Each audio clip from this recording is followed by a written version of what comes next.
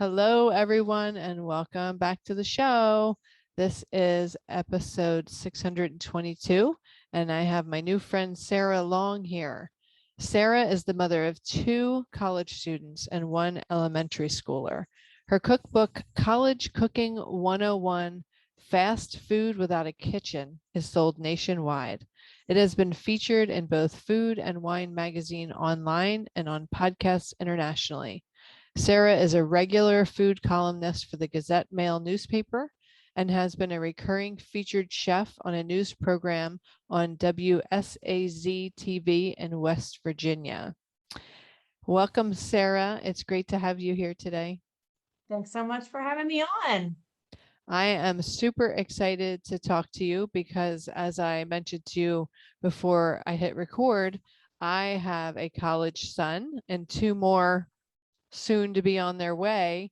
And I am excited to hear how kids can eat well in their dorm room when they don't have a kitchen. Because as we were talking about, I think that in all the things that kids and their parents are considering and trying to think of and plan for when they prepare to leave to go to college, they're thinking about packing and classes and schedules and this and that and transportation and whatever they're getting books and everything. I don't hear a lot of kids or parents talking about how their diets will change because either what they're used to eating will not be available or it will be made differently than home. But as you and I talked about, we hear a lot of after the fact, like a couple weeks into the school years, the kids are saying, oh, I'm homesick, I miss my mom's cooking, the snacks I'm used to aren't here, and all this stuff. And so I can't wait to talk more about this. The other problem is just the availability of food. They have to wake up like an hour early to eat breakfast because they have to, get dressed and travel to eat breakfast. Mm-hmm. Maybe their class is in the opposite direction. So they don't want to get up an hour early. Sleep's pretty precious to a college student. And so they're just skipping breakfast, which is never good because you want their brain to have some protein before they go into class. Mm-hmm. So it is something that we don't think about as parents. We need to equip these kids with what they need to be able to succeed for the day. Absolutely. So you have come up with some pretty cool hacks for how to make stuff in a dorm room when you don't have a kitchen. So can you share some of your favorite ones? The first thing you need to do is determine what do you have available to you in your dorm room. One of the things I say in my book is most kids have a Keurig or a coffee maker in their room, or they're allowed to have one. And so you've got a hot water source. So you can make all kinds of things with hot water, soups, oatmeal, there's a whole bunch of things that you can make just with the hot water. So think about what you have. The other thing that's really common in a dorm room is a microwave.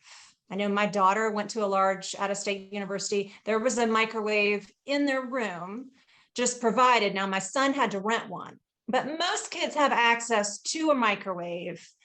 And you can make all kinds of things in the microwave, healthy things, eggs, omelets, protein. You can make beans and have a bean enchilada. So think about what do you have access to, and what kind of heat sources do you have access to, and what can you do with that? That's so creative. I absolutely love that. What are some of the favorite foods that your kids made when they went away to school? Well, my kids now they brought a blender, and I've never heard of a college dorm that did not allow a blender. It's a basic, it's not something that's going to take up too much electricity or cause a fire. And so my kids love to do things on the go. So, get up 2 minutes early instead of an hour early and make a smoothie. Take some Greek yogurt and some fruit.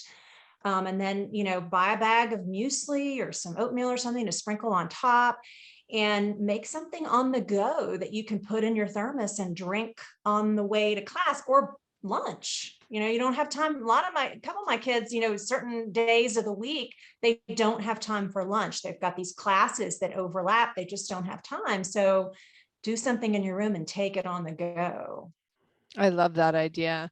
And I think oftentimes you can even get some of the ingredients to make stuff in your dorm at the cafeteria. Like you can get yogurt in a Absolutely. container and just bring it back to your room with you. Absolutely. And what I tell my son, don't leave the cafeteria without grabbing something, whether it's a banana or an apple or, something to put in the room or stash in your fridge for later, because you never know when you're going to need that snack. And I remember when I was in school compared to when I was in college compared to when my son went to college, when we were even looking at different colleges when he was in high school, one of the things that surprised me is how the meal plan works now. When I was in college, we had a set amount of money that you could purchase for the meal plan for the semester. And it was, there were different tiers, but when you went to get your meal, you checked out almost as if you were at a restaurant or a store where they would charge you for each item. So if you were really super hungry, then you might run out of money by the end of the week, and it renewed each week. So you kind of still had to be super careful with the way you used your food money. But then I noticed when we were touring with my son, the meal plans in many schools seem to be, it's a meal swipe. So if you're in the cafeteria and you want to get 3 meals worth of food, you can, and then you have a limited number of dollars to spend at Starbucks or some fancier places. But I think that's pretty cool, because if you want to bring home a banana or yogurt or whatever other things to have some food on hand in your room, you're not limited the way I remember in college. So it's pretty cool. Absolutely. And the other thing that I was thinking of when you were saying that was usually there's like a all access where you pay a pretty large amount and you can go as many times as you want. And then there's like a tier down. Maybe you have it's a 14 meal during the week. And really consider and challenge how many meals are your kids really eating in the cafeteria, because most kids are not eating breakfast every day. I can tell you, most college students, they want to sleep. They want to get up at the last possible minute. So are you really getting your money's worth? Would it be cheaper to downgrade the meal plan a little bit and have them cook a little more in their room?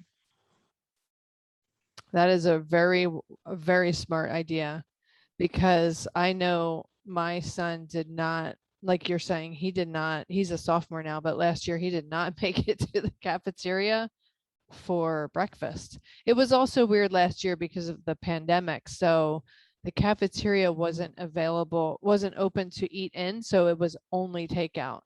So he was not getting up early to trudge over to the dining hall, get some food, and then carry it to his class. It just wasn't happening. Yeah, So absolutely. he often would eat 2 lunches, get double the amount of lunch and then spread it Mhm. out to later in the day instead of doing anything about breakfast. Very common. But it's a really great idea to think about those kind of things that you can make in your room and that you like to eat, and then grab it when you're at the cafeteria. Right, absolutely. And even like, ketchup packets and cracker packets and things, Mm. you can get everything to make a meatloaf except the ground beef in the cafeteria. The Mm-hmm. crackers and the mustard and the ketchup and Mm-hmm. a little bit of green pepper from the salad bar and onion and, get everything you need. And then you can make meatloaf in a mug in the microwave when you get back to your room. So think about, you have to kind of That's really cool. plan. That's a Yeah, that's cool one of the idea. recipes in my book is the meatloaf in a mug, because think about what can you use from the cafeteria, that's so you don't have to buy all these ingredients and store them in your room. Right, because also, even if you had access to a grocery store, which many college kids do, you still, especially when you're in a dorm, have a very tiny fridge with an even tinier freezer. So it's not like you can just go stock up for a week or two, a week's worth or 2 weeks worth of food because you have nowhere to Right. keep it. Right. Right. So you have to be careful what you purchase. Mhm. So, do you find in your travels or the people that you've spoken to who have whose kids have used your book, do you find that does it take the kids? Because I'm imagining it takes some trial and error. Does it take a lot of advanced planning to live this kind of life where you can make stuff in your room, or do they kind of just figure it out and get into the flow? I'd say it takes a little bit of planning because you've got to have the ingredients on hand. But now in today's world of Instacart, you just get on your phone and order what you want and it's delivered. So It's think true. about what you want and put it right in the app and it's delivered right to their dorm room. So I think in this day and time, it's easier than ever for these kids to be able to eat and get what they want delivered. So let's talk a little bit about something you mentioned before we hit record. You've seen or heard of parents saying, "Oh, my kid has been in school for a couple of weeks and they're having a terrible acne breakout," or something like that. Right. What's I that mean, coming from? yeah, I mean, that's, diet. The diet changes. These kids at home, when we were controlling what they were eating and fixing food and making them eat a little bit of salad. And, now they're on their own and they're eating a lot of junk because a lot of these cafeterias are providing pizza all the time All the and time. sweets. Yeah. And then they're Yes. ordering pizza. Yes, they're Um, doing that too. Hmm. and then Starbucks, they're getting, just the sugar content that's going into it goes right through the roof Yeah. because they've got the access and Hmm. it's not being controlled the way it was when they were at home. And so yes, I mean, you'll see the kids get sick a little more easily. Their skin becomes you can get acne and issues with the skin, and a lot of that is diet. Hmm. So true. I know that when my son came back, he probably gained about 10 pounds during his freshman year. And he was eating garbage and he was eating tons of sandwiches and, just whatever he could grab. And, but when he came home and he's resistant to vegetables and he says lettuce tastes like dirt and, all kinds of goofy stuff. But when he came home, he was articulating and verbalizing that he understood, he realized that his diet did not serve him well. And so he spent this summer after freshman year trying, like if he ate a hoagie for lunch, he would ask for lettuce on it instead of just meat and cheese. So he was trying to, bring in some slightly healthier choices. And I talked to him about how it is a challenge to to put yourself kind of behind the eight ball and eat all that junk and gain weight that you don't want, and now you have to try to get it off. It's a bit of a challenge, and it's certainly doable, but you do have to make some better choices with your food. And fortunately for him, he's in on-campus housing, but it's more like an apartment that he shares with roommates. So they have a stove, they have a full size fridge, they have a sink to wash their dishes. So, and now he's able to make some meals on the stove and in the oven. And so That's it's easier nice. for him now. But yeah, if I had known about your book last year, it probably would have been easier to transition from home to school with some healthier choices. Yeah, I think, when they go to college, they're learning so much more than the classes that they're taking. Oh, And this so whole, much. yes, and it's, they're learning socially how to get along, they're learning independence, but nutrition wise, what similar situation between your son and my daughter. When she went away, she gained the freshman 15 and then came back for an internship during the summer, and the weight just was pouring off because she started eating what I was cooking again, not Mm-hmm. eating fast food and having pizza every night. And And she realized too, wow, this is, it really, I didn't realize how much weight that ordering food and having all this junk can put on you, and then how quickly it can come off, especially when you're young. It comes off Young. so quick. When you eat correctly, and that's part of what they're learning. It's so true. And I think oftentimes when our kids are living at home and if we're trying to cook healthy meals, balanced meals, provide access to healthy choices and healthy food, our kids don't understand that because they have nothing to compare it to. Exactly. But then when they go to college and the world is their oyster in terms of access to whatever they're eating, then they suddenly have an opportunity to see what a more balanced, healthy diet does to them versus carbs all the time and fried food and junk all the time. Definitely. It's really fascinating, isn't it? It is. It is. So, have you ever heard from any of your readers or any of your viewers or audience members what their favorite recipes are in your book? I just received a Facebook message from a mother who had bought my book. I did not know this person, and they had sent me a message that they had gotten the book for their daughter for graduation, for high school graduation. And they weren't sure if the daughter was even going to use it. But she and her roommate decided they were going to make one of the little crock pot recipes. It was buffalo chicken dip. And they were going to use it to make friends. They were having trouble making friends on the dorm. So they said, everybody on the Brilliant. floor, come on over and, let's have this buffalo chicken dip and watch TV. They, whatever was on TV that night. And so the mother was like, I just want to thank you, because she met everybody on the floor that night, and now they're going to do it every week. They're going to pick a recipe. Oh my gosh. Food does bring people together. Absolutely. And that's so brilliant. So many kids go to college, and if they're not involved in some activity inside of the college right away, they struggle meeting friends, and especially with the pandemic. I've heard from so many kids who have had trouble connecting and making friends. What a brilliant idea to make something for the kids on your floor in your dorm. That's brilliant. I love it.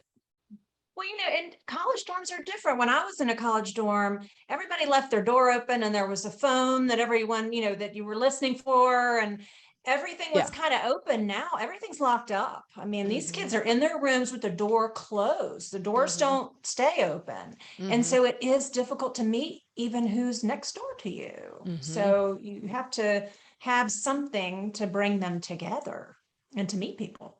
I absolutely love that. So, you mentioned the mug meatloaf, which is theoretically a single serving thing, but then buffalo chicken dip in a crock pot is definitely a group item. And so I can envision this woman and her daughter, not her and her daughter, but her daughter and her people on her floor, her classmates, her dorm neighbors, developing this thing, like you said, doing it every week. And then maybe everybody makes their own food and comes together, or maybe they take turns making a group item or something and sharing it with each other, or some combination. What a fun way to bond with the people in your dorm. I love that. It's much healthier than everybody order pizza, and Right. cheaper for sure. Much cheaper, cheaper. Because then you're only buying the ingredients once every however many weeks. Exactly. And you're only having to do the work once every few weeks instead of all the time. Awesome. That is just so cool. So is there any other thing that you would like to share with my audience while we're here together? Is there anything I haven't really covered? I think, the thing is when you're trying to cook in a dorm room, make sure, I always tell everyone, make sure to look at the housing website to see what's not allowed. Usually they'll Mm, tell you what's not allowed. Some of them say don't bring a toaster oven, but you can bring a pop-up toaster. They're very specific about what mhm. not to bring. And then anything else is fair game. So so look at that, and that's a really, really good starting place for when you're thinking about what can I cook, what kind of appliances can I bring. Start Really there. smart. I love that. I think I remember my son's school saying they couldn't bring um, an electric hot plate, to heat up water or something. Right. So yeah, there are certain things that they really don't want. And certainly we don't want our kids being at risk of burning down the dorm building. So we definitely have to honor whatever their requirements are at each school. But Exactly. but like you said, a blender, there's no heat involved. It's No. just a little electricity like a hair dryer. Right. And a Keurig, I mean, I've never heard of a school that wouldn't allow at least those two things. And microwave. If they don't have microwaves in their room, they've usually got it on the floor or Hmm. some kind of access to. Hmm. This is awesome. I'm so glad we had this chat today and you shared so many really cool ideas. And I hope everyone runs out and buys a copy of your cookbook for their college kids or soon to be college kids. I know I'll be getting one for my kids. Well, probably both of them. Um, where can they find your book?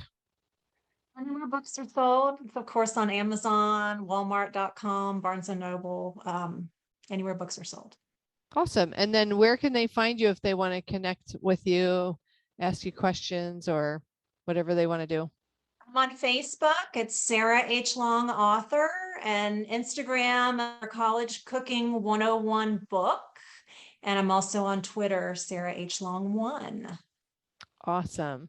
Well, thank you so much, Sarah, for this time. It was so fun talking to you, and my mind is racing with different kinds of ideas to share with my college son. I hope it was helpful, Erin. Thanks so much for having me on. Sure. So that wraps up today's episode. Wherever you are in this world, I hope that you will make it a creative day for yourself.